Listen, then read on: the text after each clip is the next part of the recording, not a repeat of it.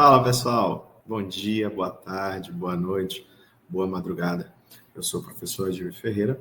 Esse aqui é o nosso canal de aulas de direito tributário, de modo simplificável, linguagem direta e acessível, para que possamos popularizar o conhecimento a esse ramo do direito, o direito tributário.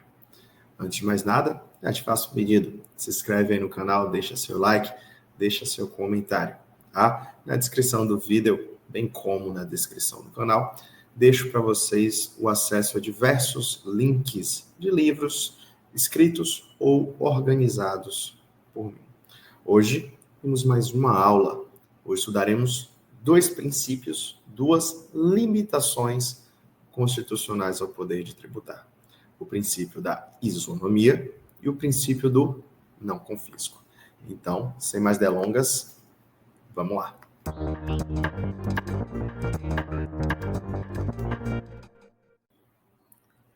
Então, estamos aqui para mais uma aula. Trataremos sobre duas limitações constitucionais ao poder de tributar. Nós já vimos que a competência tributária é a outorga dada pela Constituição Federal para que os entes federativos eles possam criar, aumentar, diminuir ou até mesmo extinguir os tributos. Porém, a própria Constituição Federal ela impõe barreiras a esse exercício da competência tributária. A essas barreiras, nós damos o nome de limitações constitucionais ao poder de tributar, que se subdividem em duas grandes espécies, os princípios e as imunidades. Já vimos em vídeos anteriores acerca de um dos princípios, o princípio da legalidade. Se não viu, volta lá e assiste essa aula. Hoje, continuaremos com o estudo dos princípios. Estudaremos dois deles. O princípio da isonomia tributária e o princípio do não confisco. Então, dando início ao nosso princípio aqui, iniciando pelo princípio da isonomia tributária. Onde é que eu vou encontrar esse princípio, professor? Você vai encontrar lá no artigo 150, inciso 2 da Constituição Federal. O artigo 150, inciso 2, nos fala que é proibido aos entes federativos instituir tratamento desigual entre contribuintes que se encontrem em situação equivalente, proibida qualquer distinção em razão de ocupação profissional ou função por eles exercida, independentemente da denominação jurídica dos rendimentos, títulos ou direitos.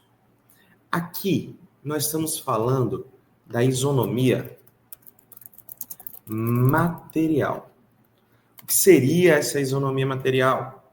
É tal qual se popularizou atribuir ao Rui Barbosa na oração aos moços, tratar igualmente os iguais e desigualmente os desiguais na medida das suas desigualdades. No direito tributário, nós aplicamos essa isonomia material. A gente acrescenta ainda que é proibido tratar diferentemente por circunstância do cargo ou da profissão do contribuinte. Então, por conta disso, ninguém pode ter, melhor dizendo, um tratamento diferenciado em razão da sua profissão, ainda que seja um funcionário público ou um presidente da República. Há um tempo, discutiu-se sobre a isenção do imposto de renda ao servidor público. A alegação era que como o dinheiro, como o salário, a renda do servidor público vinha do próprio erário público, não fazia sentido tributá-lo com imposto de renda. O Supremo Tribunal Federal já entendeu que isso não se aplica por conta do princípio da isonomia, artigo 150, inciso 2 da Constituição Federal. Então, tragam. Nós não temos exceções a esse princípio da isonomia. tá? E aqui a gente vai aplicar tanto a isonomia material ou horizontal, quanto a isonomia vertical. O que seria isso de isonomia horizontal, isonomia vertical, professor?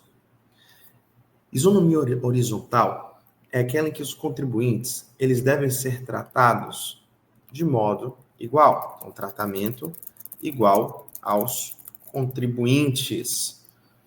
Por exemplo, no imposto de renda, as pessoas pagam alíquotas semelhantes quando possuem rendas semelhantes. Então, só um exemplo, aqui no Brasil, hoje, nós temos faixas de alíquota, né, do imposto de renda. Então, até determinado valor de renda, a pessoa não paga nada. Depois pode ser 7,5%, 15%, 22,5%, 27,5%. Então, quem se encontra na mesma faixa de renda da base de cálculo, paga, em regra, a mesma alíquota, tá? Só que nós temos também a isonomia vertical. A isonomia vertical, aqui a gente vai estar tratando de forma diferenciada a partir da realidade de cada indivíduo. Então veja que não basta que as pessoas tenham a mesma renda.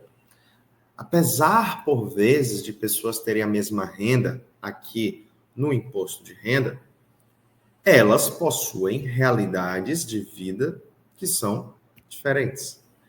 Então, vamos imaginar que eu e você, tá? Vamos imaginar que nós dois tenhamos a mesma renda, R$ 10.000, tanto eu quanto você. Porém, eu não tenho filhos, no nosso exemplo, não tenho dependentes, more ainda com os pais, então sou sustentado, quase não tenho gasto com saúde, meu gasto com previdência é o básico, não gasto mais com educação. E você, nesse nosso exemplo, tenha 3 filhos, os 3 filhos em escola privada, todos com plano de saúde, você gaste, tenha investimentos com sua previdência. Então veja que os R$ 10.000, apesar de recebermos o mesmo valor, para mim são muito maiores do que para você. Então isso seria isonomia vertical. Mesmo que tenhamos a mesma renda, nós podemos pagar tributos diferentes, porque nós temos realidades distintas.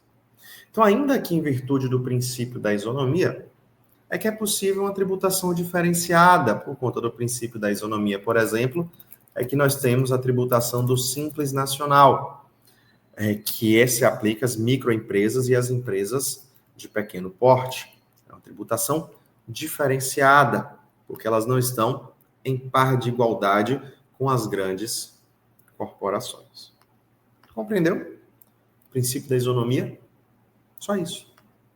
Vamos passar para o nosso segundo princípio do dia. Estudaremos aqui agora o princípio do não confisco. O que seria esse princípio do não confisco, professor? Ele está lá no artigo 150, inciso 4, da Constituição Federal.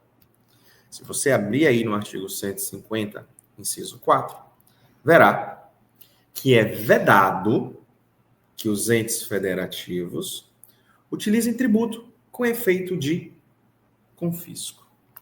Volta aqui comigo. O que é efeito de confisco, professor? O conceito do que é ou não confiscatório não foi definido pela nossa Constituição Federal. Então, trata-se de um conceito jurídico indeterminado. Então, cabe ao Poder Judiciário estabelecer e interpretar em cada caso o que é o efeito confiscatório. E aqui, nesse princípio do não confisco, por meio da ação declaratória de constitucionalidade número 8, o Supremo Tribunal Federal já entendeu que para analisar se algo tem ou não efeito confiscatório, não se deve levar em consideração cada tributo. Deve-se levar em consideração a totalidade da carga tributária, que deve ser verificada ainda a capacidade contribuinte ou capacidade tributária de cada um dos contribuintes. Qual é a ideia por trás desse princípio? A ideia, queridos e queridas, é que o tributo ele não pode ser tão alto, tão alto, tão alto, que inviabilize o direito fundamental à propriedade do contribuinte. Imaginemos, por exemplo, que o IPTU em determinado município seja no valor de 50%. Sabe qual é o efeito prático disso?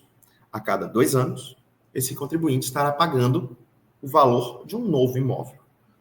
Na prática, seria quase inviabilizar o direito dele ser proprietário de um imóvel. Então, essa é a ideia. Só que para se entender o que é confiscatório ou não é possível um valor absoluto. 1% da carga tributária pode ou não ter natureza confiscatória. Depende do quê? Da totalidade da carga tributária. Do mesmo modo que cerca de 50%, 60% pode ou não. 50% de R$1 não é confiscatório, é apenas 50 centavos. Assim como 10% de 1 milhão talvez possa ser considerado confiscatório, porque já seriam R$100 mil. Então, trabalharmos com porcentagem nos traz essa margem de não sermos absolutos. Tá? Ainda aqui, acerca do princípio do não confisco, ou da vedação ao tributo com efeito de confisco, tá? É outro nome dado a ele, vedação ao tributo com efeito de confisco, ou não confiscatoriedade. Ainda sobre esse princípio, o STF já entendeu que ele aplica-se também à penalidade tributária. Aqui, quando eu falo de penalidade tributária, eu estou falando de multa. Tá?